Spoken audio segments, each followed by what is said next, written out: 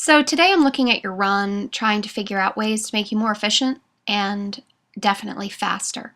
The first thing I did was put your video in slow motion so that we could really see what's going on with your stride.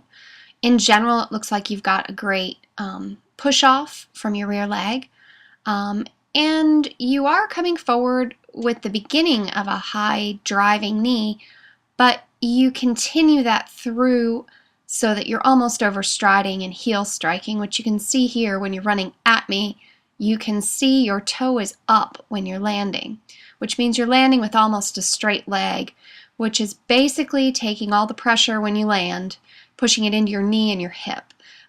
So what I'd like to do is have you shorten your stride a little bit, and try to let that foot fall to the ground earlier. That's the leading leg falling to the ground earlier, so that you're absorbing some of that shock with your knee instead of just driving it up into your knee and your hip. Here you can really see this where your toe is up when you're landing and the leg is straight. Here from the forward view, which I almost missed you, you can see that you're moving a little bit from side to side, and you are moving up and down more than I would like to see. When I was watching you, I didn't really notice that as much, but in the video it's pretty evident. So definitely want you to work on smoothing out your stride, watching your shadow while you're running to see how much your head is moving up and down. Here is after we had probably worked on a few drills. And I'm trying to get you to run up on your toes more. This looks pretty good. You're also bringing your hips more forward, so you're leaning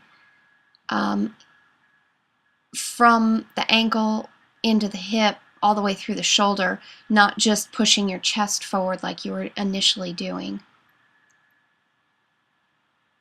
We also talked a little bit about your arm carriage, that your hand should be moving past your waist, which it is in general pretty good. I'd like to see you tuck your elbows in a little bit more so that you're driving your arms back and forth or fore and aft instead of so much side to side.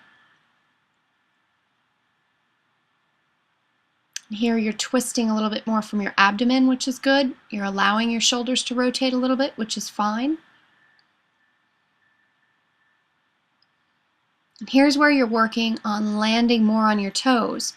Notice that it is shortening your stride because it's impossible to do striding out the way you were before.